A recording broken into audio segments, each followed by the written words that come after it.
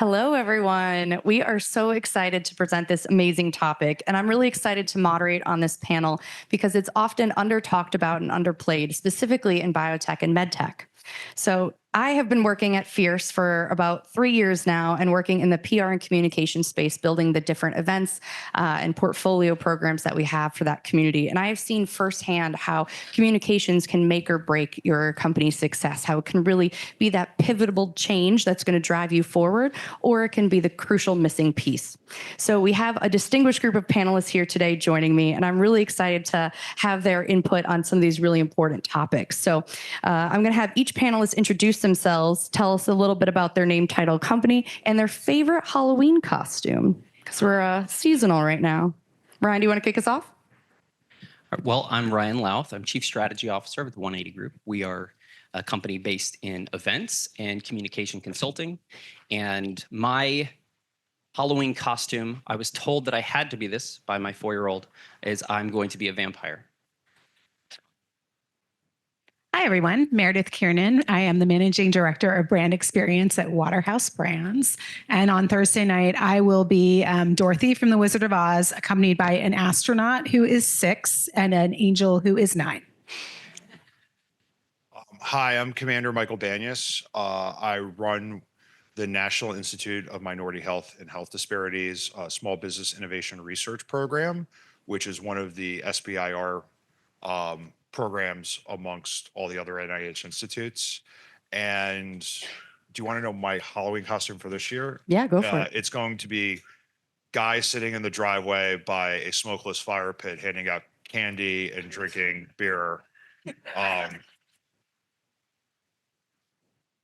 with my 2 large Labradors. So.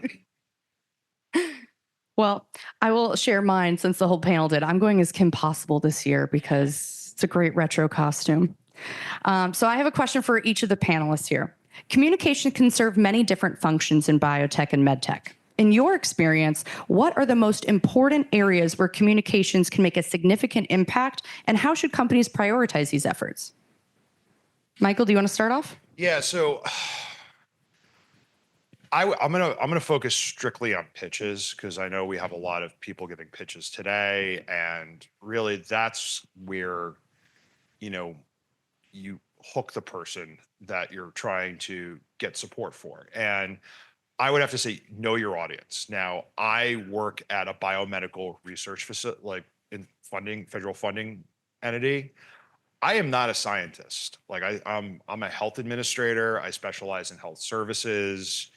I have a digital health background. So if you come to me and you start talking to me very, very heavy science, I'm going to be direct. I'm going to be like, just tell me what you're doing, because most likely it's going to be, this might not be the right fit, or I need you to start talking in English so that I know it's a right fit.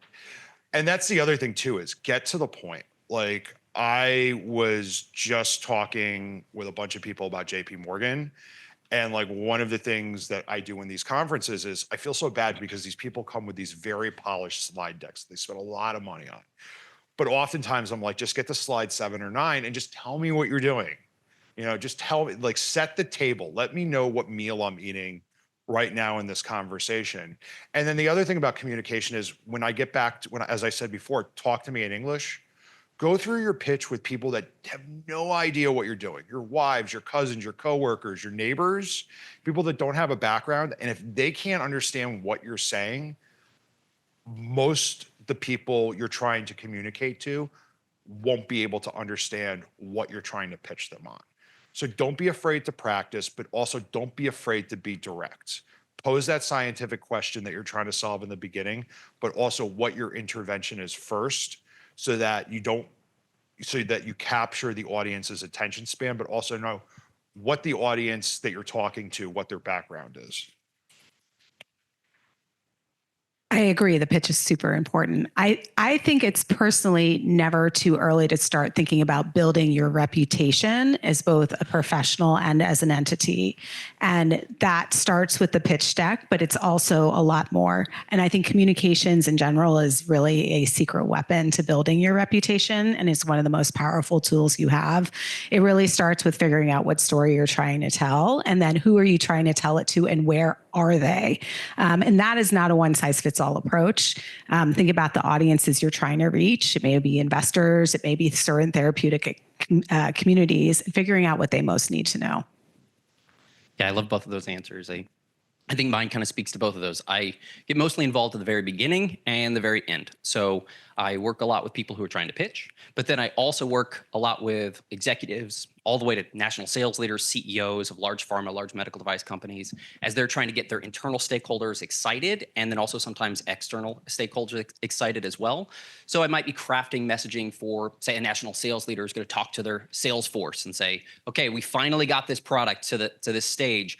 And they have to explain the why behind what it is that they do. So I like to think about that very end. Well, how are they going to communicate that to their people internally? How are they communicating this product or this idea?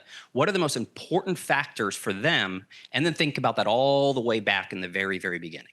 So when you're first pitching this, think, how are they going to use this later on? Because it's real humans making decisions about whether or not they pick up your ideas or not. So think, how do they plan to use this later? And then giving them all the tools that they need as early as possible, which I think speaks to what Michael was saying on, you don't wait till you're 5 minutes into your 7-minute pitch to give people the why they should be listening to you. That's in the first 30 seconds to 1 minute, right? And then you craft based on that. I would also say put in the strategic planning, because oftentimes, like with my program, I tell people apply for what you want to do 9 months to a year from now. And we're not so much different than the rest of the funding entities out there, whether it's venture or angel investors. Deals take a while. I want to know what you guys are doing, but also use this as an opportunity to scale up. But it also gives me confidence as well to see that you have a plan and that you're in it. You're just not, focused on the now, but you're focused on your growth as well.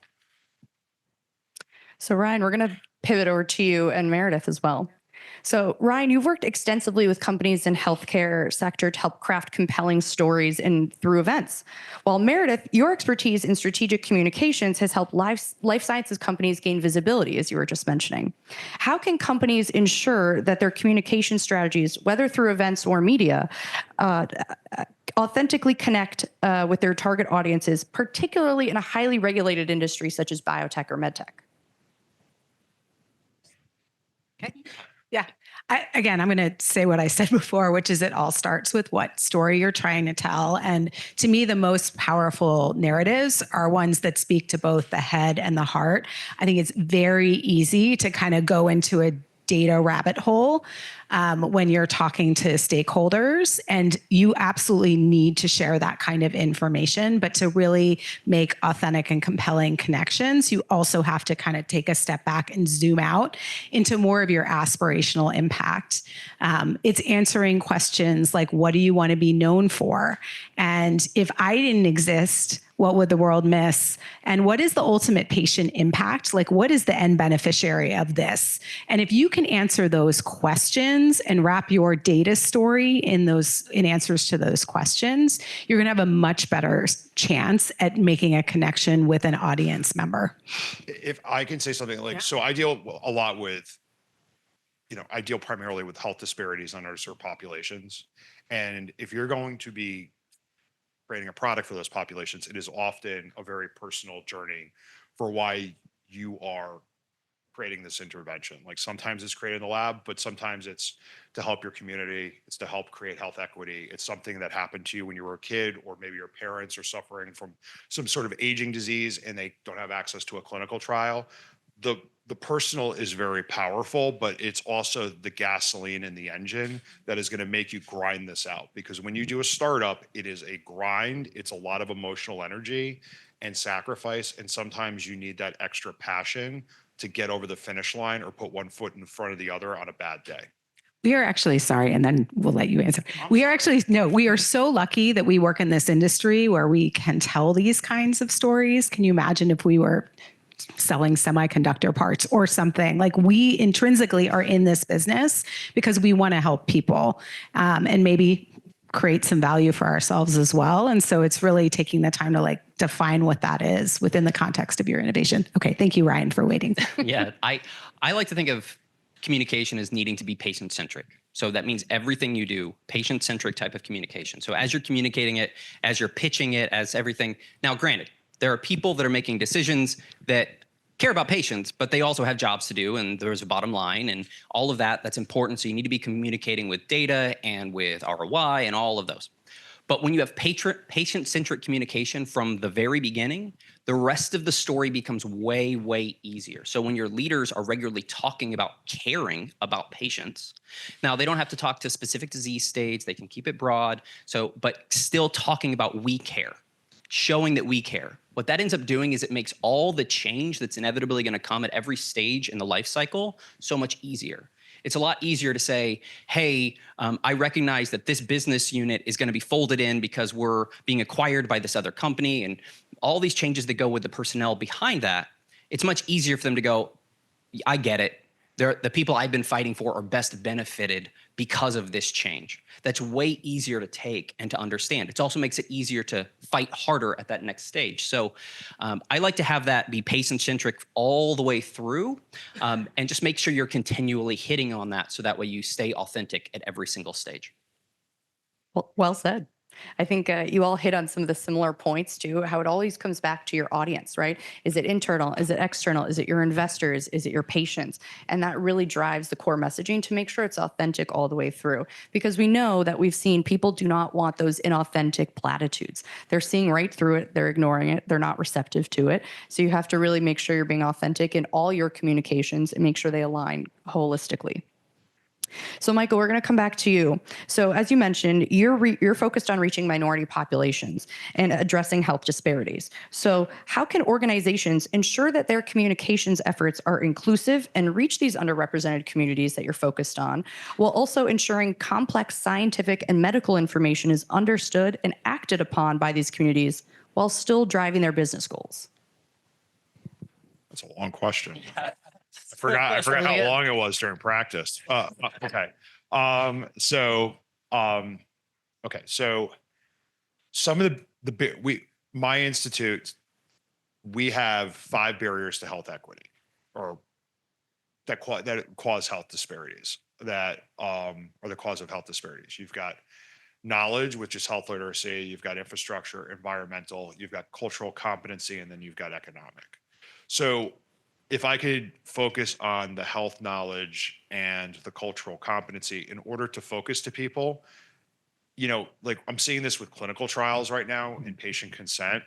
You can't have something overly jargony or at a PhD learning level. Like I've got 2 masters in some of these patient consent forms I can't even get through. So you got to understand who you're signing up, and you have to understand your audience. This goes back to what I first said. You need to understand your audience, to who you're communicating to, but you also need to do it culturally competently.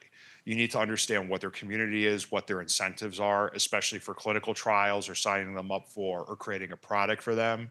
Like, for example, if it's a Latino population, no, it's not all the I get a lot of people saying like, oh, we're making this for Latino populations. I'm like, is it Mexicans, Puerto Ricans? No, all the Latino populations. And I'm like, okay, well, I guess you're making it bilingual. But the thing is, know the people and know the market that you're trying to go after. And one of the things I do with our startups is really drill down to them about do market analysis.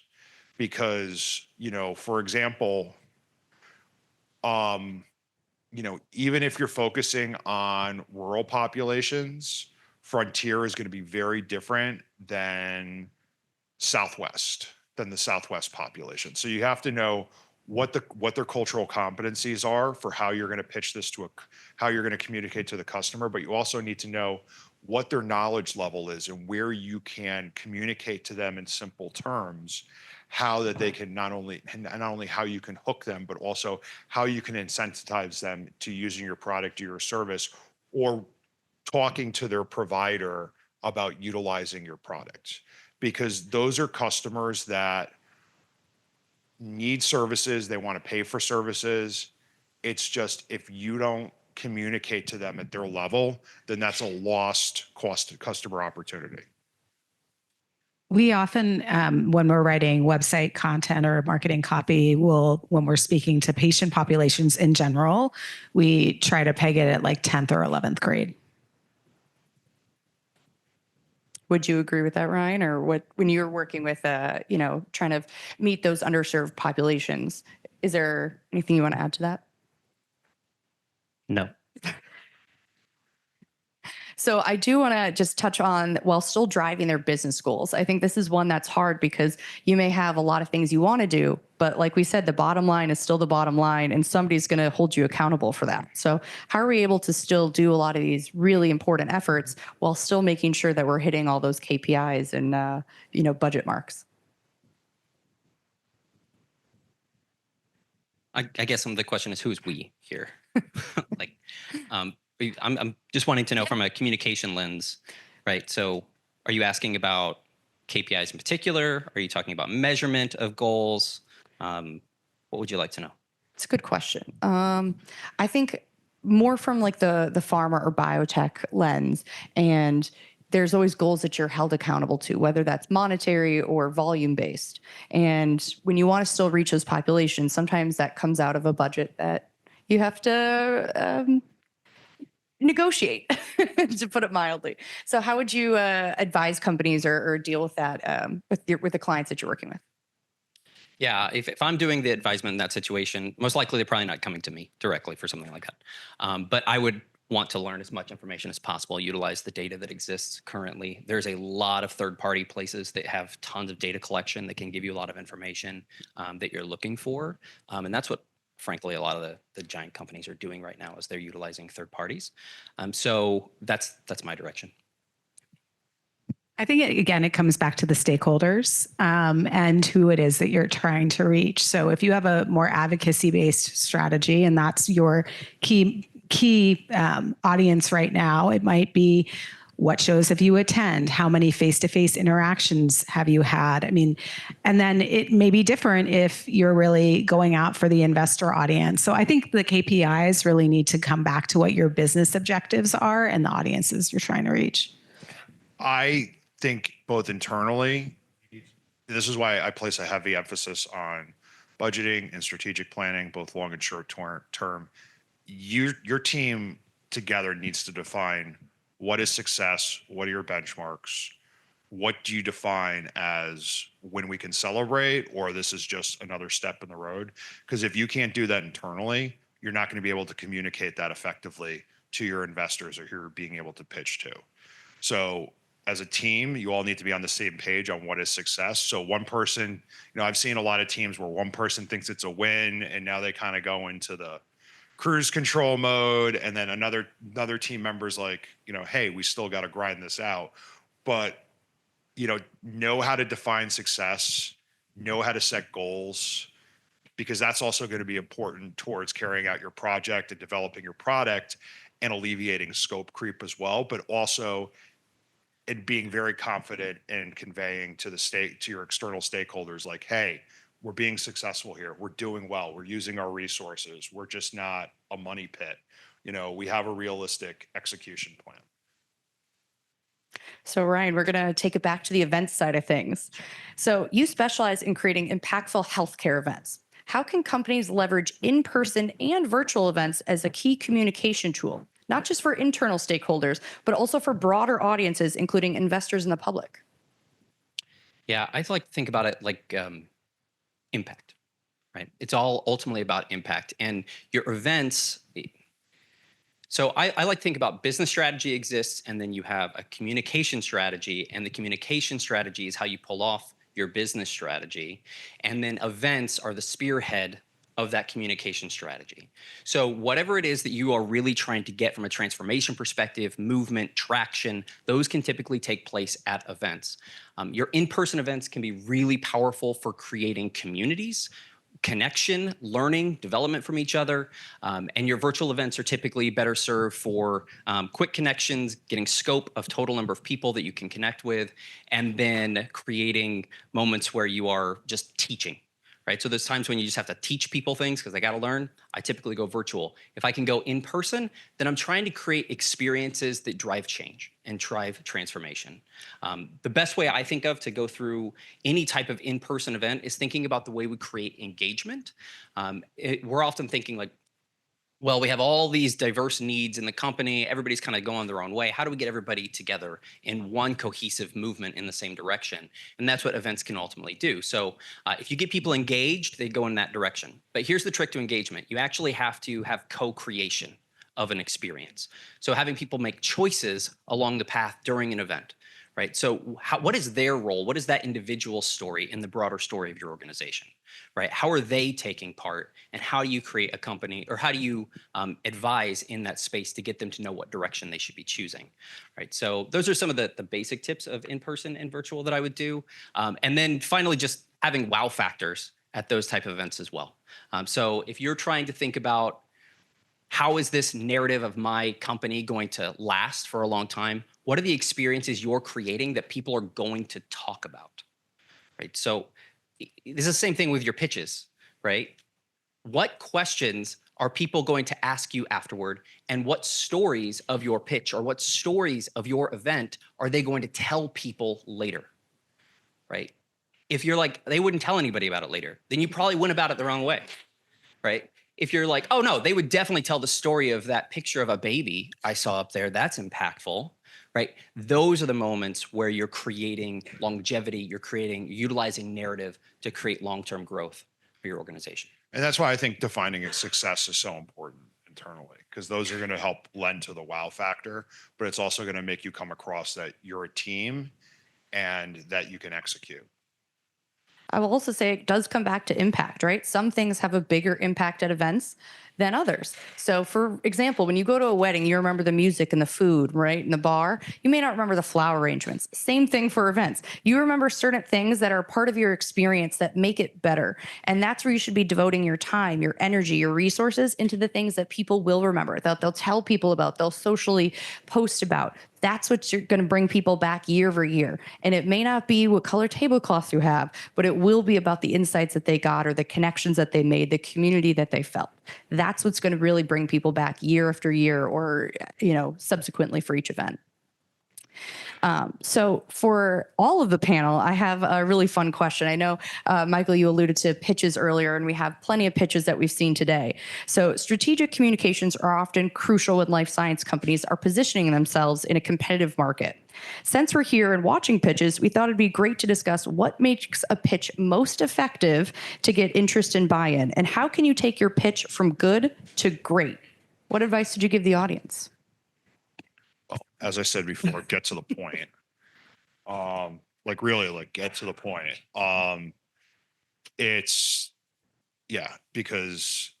So I think the second thing, aside, from getting to the point, is the market analysis, but also showing the innovation. What are you doing that's different? Because I'll give you an example. I see a lot of mental health apps and services for telepsych and stuff. And my whole thing is what are you doing different than this, and this? How are you? And I look at the apps like a service, not only what are you doing different, but also where's the growth and where are you going to be making money? Because you're running a for-profit company, but what is your market analysis? What is your innovation? And where is it that you're going to end up growth? But, what are you doing differently than your competitors? I would say tell a clear story, make it compelling. So that's back to the point I made earlier about balancing the head and the heart. Illustrate the patient impact, but also create belief in your ability to create investor returns. And last thing I'll say is if anyone is interested, my firm actually released a white paper last year on creating a winning pitch deck before JP Morgan. So if anyone is interested in seeing that, please come up to me and I will share it with you. You want to do a webinar for us? Maybe. Yeah. Let's do it. JP Morgan meetings? Yes.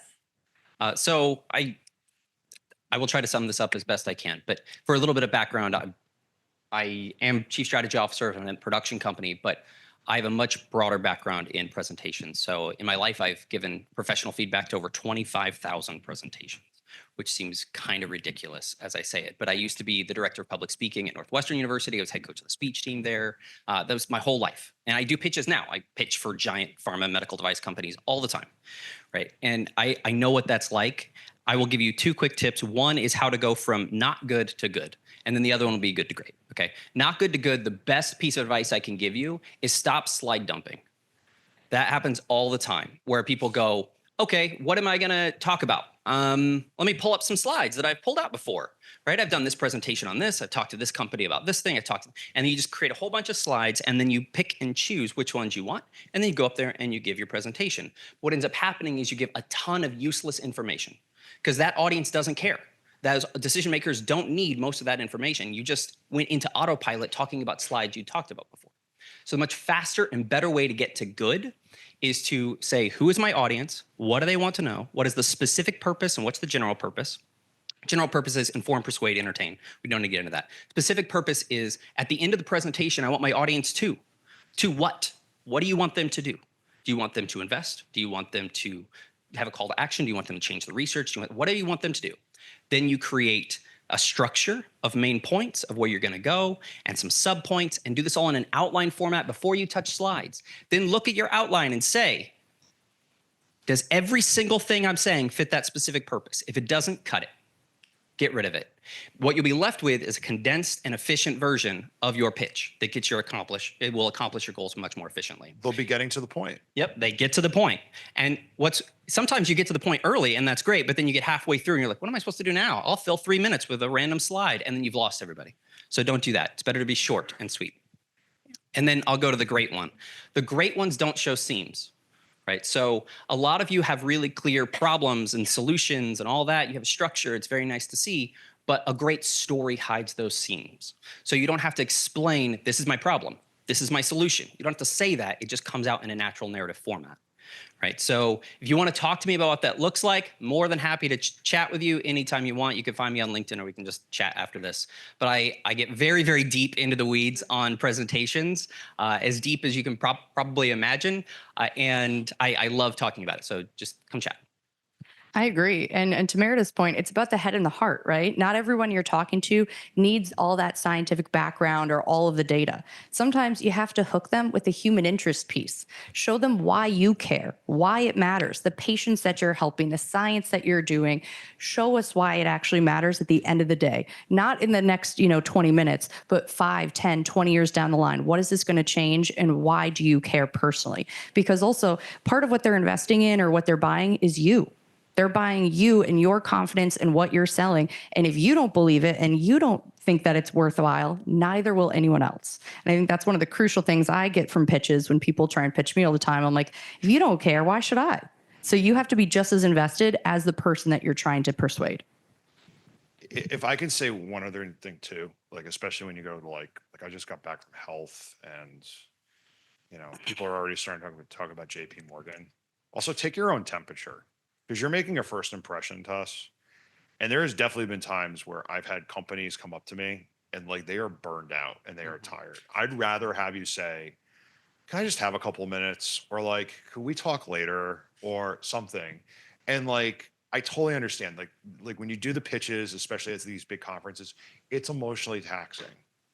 You're tired, but be transparent. It's okay. Like I don't mind when people come up to me and be like, this is like my 50th meeting today.